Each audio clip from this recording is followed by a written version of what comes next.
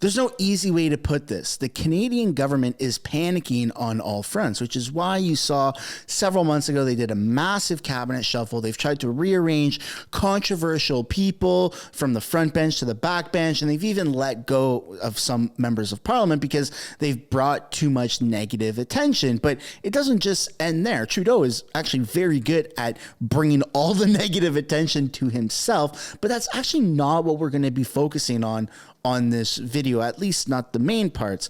We're going to be taking a look at hypocrisy at the highest level and gaslighting, which, for those who don't know what gaslighting means, it means, to summarize it, is telling someone that they're wrong for thinking that they're wrong and reshaping their reality, such as if it's raining outside right now and you see that it's raining and I somehow convince you that it's not raining, that's gaslighting. But at a much different level on the political spectrum is what we're going to be taking a look at, not just weather, because, well, also Justin Trudeau does do that with the whole carbon tax and climate change and yada, yada, yada. Let's just wrap up this intro. Welcome back to another video, everybody. Before we get into it, I want to encourage you to give a like and subscribe if you haven't yet already. Really helps grow the channel, as well as encourage you to hit that post notification, which is just a little tiny bell icon that shows up once you're subscribed. It adds a layer of insurance to ensure you get notified of upcoming videos.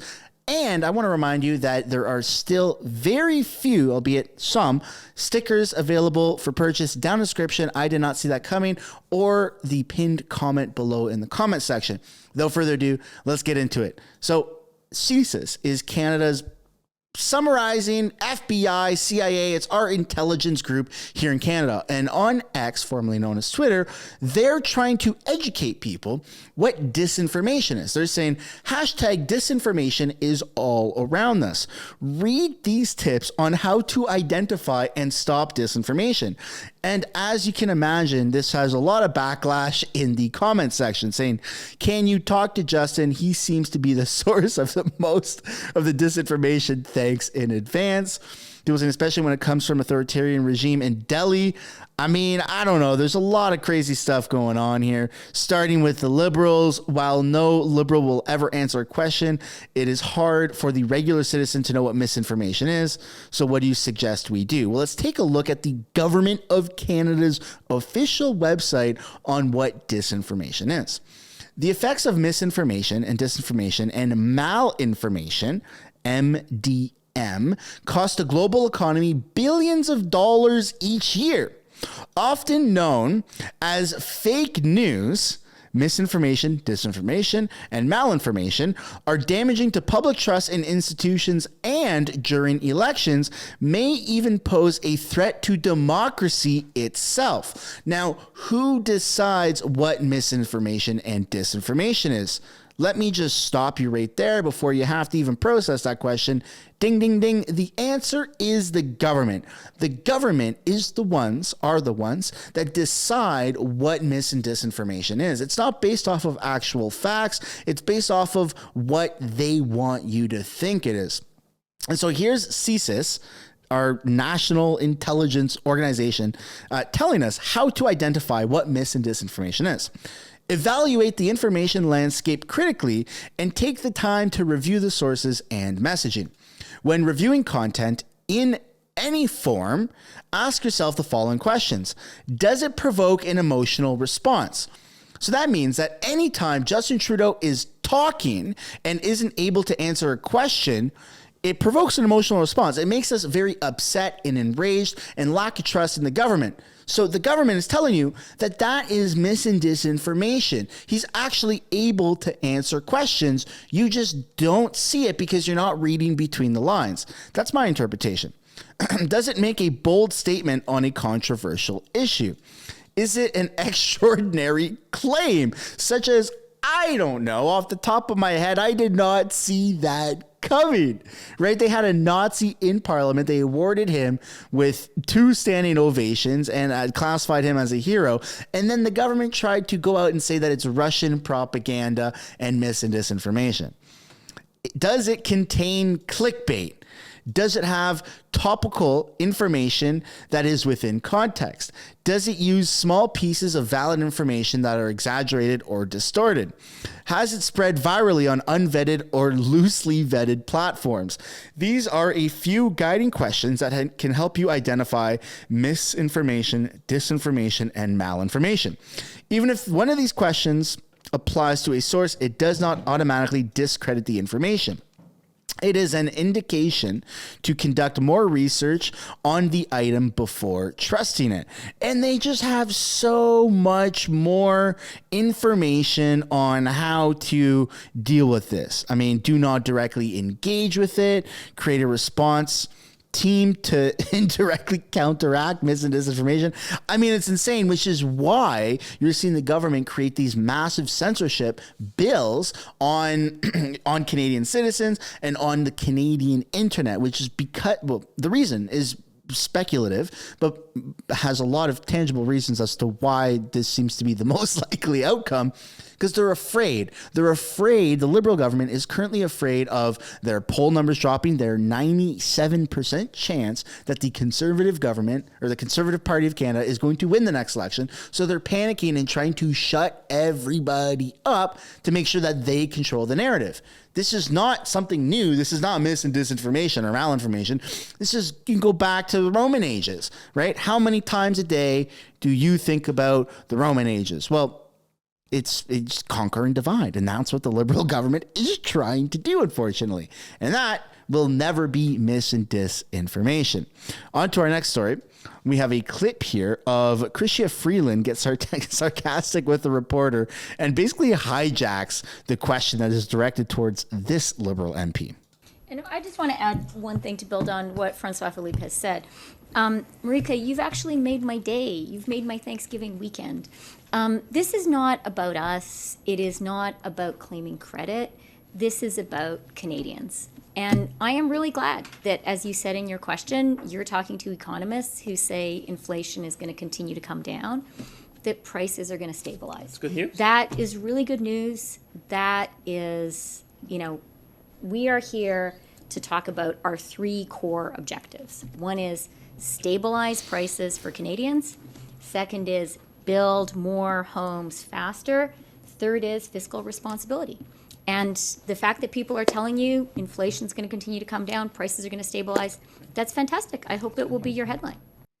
Wow, she is so sarcastic, and it pisses so many people off. And I hope that that's going to be your headline. Like, come on, you're an elected official. Why don't you present yourself accordingly instead of clipping your toenails on the tables during question period in the House of Commons, or more recently, reading a newspaper instead of doing your job and participating in democratic debates, which is part of our monarch system here in Canada. Nonetheless, let's take a look at from the same interview, just a longer clip that doesn't include the clip that we just saw. Chrystia Freeland is asked for her reaction to Putin calling former Speaker Rhoda an idiot for not knowing the Nazis' past, and that was the Hunka individual. She says Anthony Rhoda owned up to a mistake and warns that Russian propaganda is real. How is that Russian propaganda? You invited a Nazi, and people are going to say that was dumb for inviting a Nazi. And they're calling it Russian propaganda. I mean, it's just absurd. And for most Canadians, we can all agree that we did not see that coming. Link for that is down in the description or the pinned comment below. Let's take a look at the full clip. Here we go. And Deputy Prime Minister Freeland, Russia's President Vladimir Putin, he has weighed in on the Yaroslav Hunka incident. And he said that if the former speaker didn't know that Mr. Hunka served in a Nazi unit in the past, that, quote, he's an idiot. What do you think of that? I have two responses. The first is the former speaker made a really big mistake. He took responsibility for that mistake, and he resigned. But the second thing I want to say is, that was a terrible mistake. It caused a lot of pain to a lot of Canadians. It was wrong.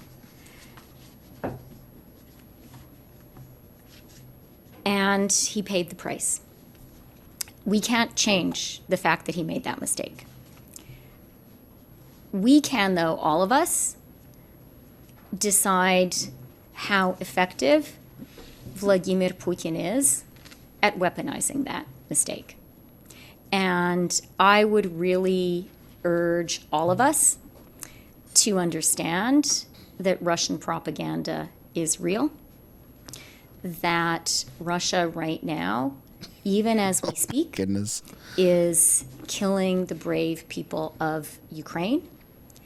And we need to push back very, very hard against everything that Vladimir Putin says and does.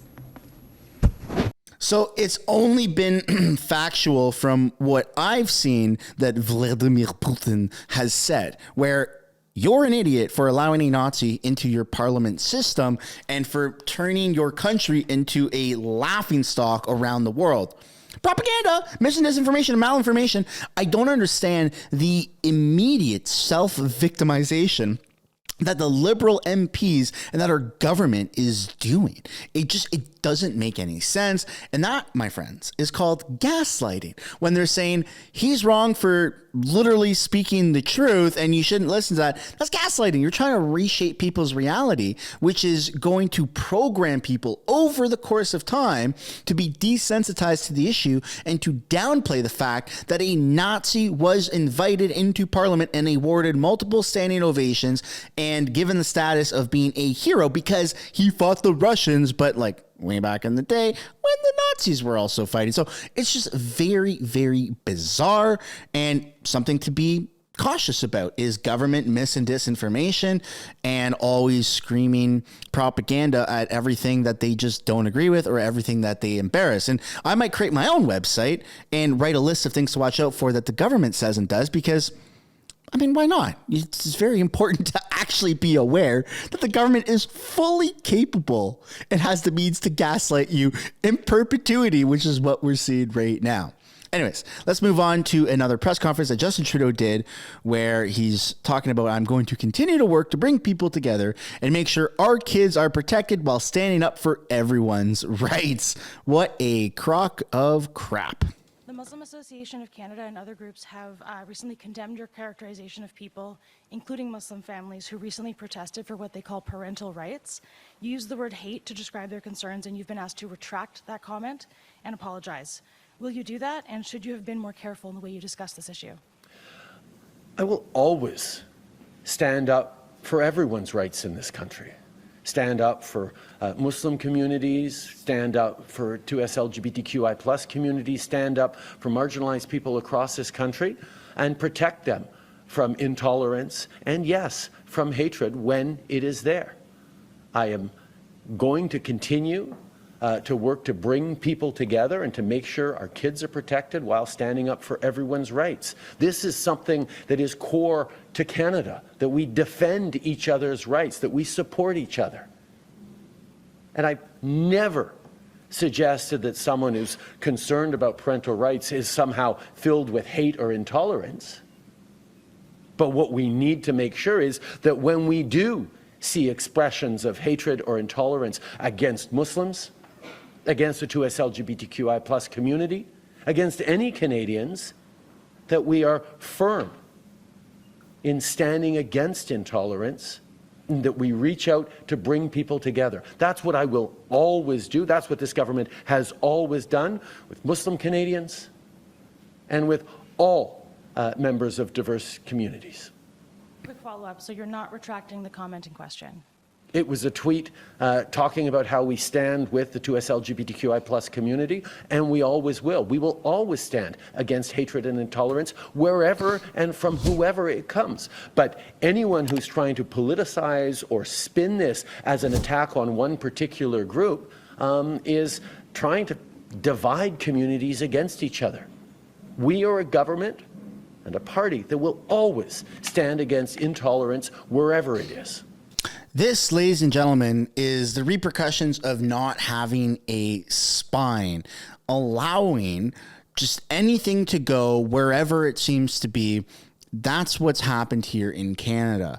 and it's guised under the illusion of being inclusive, but it's totally stepping over the borders of biological science and how the world has functioned for hundreds and thousands of years. And it's just very unfortunate that Trudeau is trying to mask all of these save the children or leave the kids alone protests as hatred towards the gay community. Are there people out there who are homophobic and don't like gay people? Yes, absolutely there are. Are these protests meant to be designed towards that? No. What are these protests supposed to be towards? These protests are about sheltering kids' innocence and not leaving the government and school board authorities to tell your kids, encourage your kids to have whatever pronouns they want and to change their genders.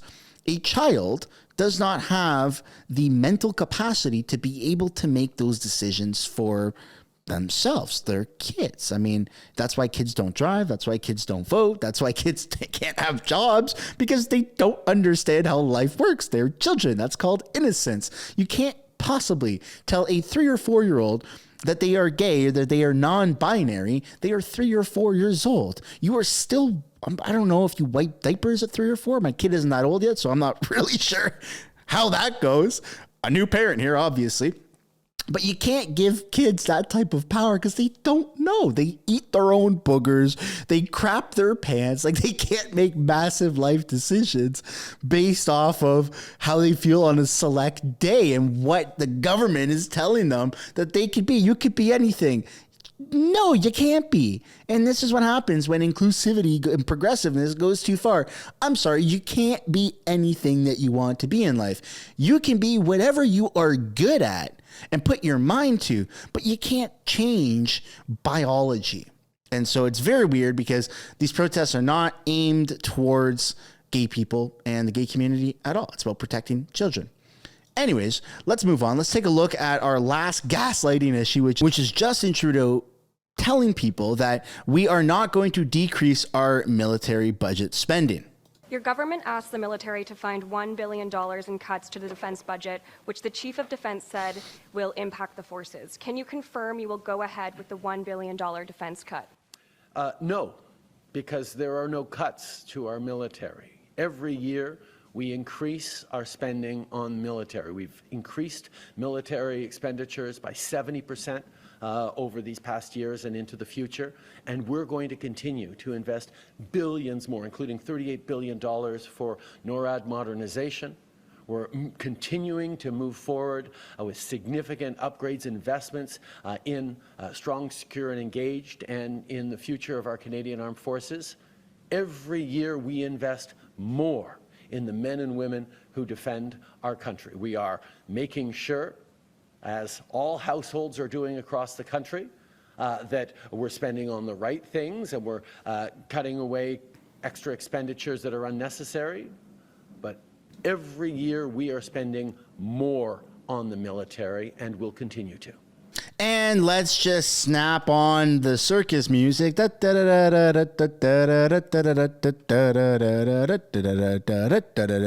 Federal government looking to cut $1 billion from national defense budget. Just weeks ago, government endorsed NATO pledge to hit 2% spending benchmark. And now the government is cutting $1 billion. So Trudeau one day says, we're not going to cut $1 billion. We're going to actually put more into our government. And the next day, they say, yeah, we're cutting the budget. Gaslighting, ladies and gentlemen, which is why you need to be aware of government MDM, misinformation, disinformation, and malinformation, which is why you should subscribe to Mr. Sunshine Baby's channel, hit the like button, hit the post notifications, make sure you tune in to the next video upload, and make sure you get your I did not see that coming sticker, link down in the description or the pinned comment below. Thank you so much for watching. Be careful. The government is going to lie to you. I will see you in the next one. Bye for now. Thanks so much for making it to the end of the video. If you want to support the channel financially, you can do so by checking out the merch shop linked right up there. Or if you want to do something for free, which is also absolutely acceptable and highly encouraged, you can subscribe right there. If you want to continue watching videos like this, you can do so by clicking or tapping right there to watch the next upcoming video. And if you want to watch a little bit of different content, but also Canadian stuff, you can do so by clicking right up there. That's my second channel, House of Canada, also known as the House of Commons Highlights. Thanks so much for watching. I look forward to seeing you in the next video.